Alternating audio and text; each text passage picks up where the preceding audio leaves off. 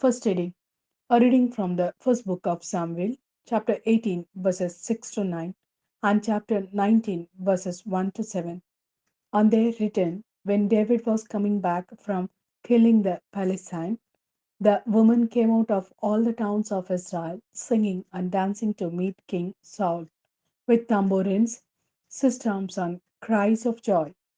And as they danced, the women sang, Saul has killed his thousands and David his tens of thousands. Saul was very angry. The incident displeased him. They have given David the tens of thousands, he said, but me only the thousands. What more can he have except the throne? And Saul watched David jealously. From that day onwards, Saul let his son Jonathan and all his servants know of his intention to kill David. But Jonathan, Saul's son, held David in great affection. And Jonathan warned David, my father Saul is looking for a way to kill you. So be on your guard tomorrow morning. Go into hiding. Stay out of sight.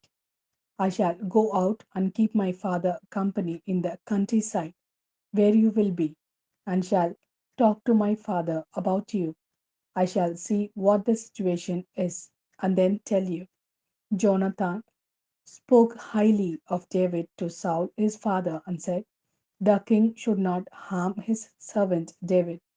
Far from harming you, what he has done has been greatly to your advantage.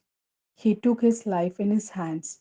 He killed the Palestinians, and Yahweh brought about a great victory for all Israel. You saw for yourself how pleased you were. Why then sin against innocent blood by killing David for no reason? Saul was impressed by Jonathan's word. Saul swore, as Yahweh lives, I will not kill him. Jonathan called David and told him all this. Jonathan then brought him to Saul, and David remained in attendance as before. This is the word of Lord. Thanks be to God.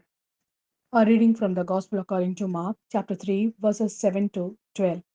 Jesus withdrew with his disciples to the lakeside, and great crowds from Galilee followed him from Judea and from Jerusalem and from Idumea and Transjordan and the region of Tyre and Sidon. Great numbers who had heard of all he was doing came to him, and he asked his disciples to have a boat ready for him because of the crowd, to keep him from being crushed.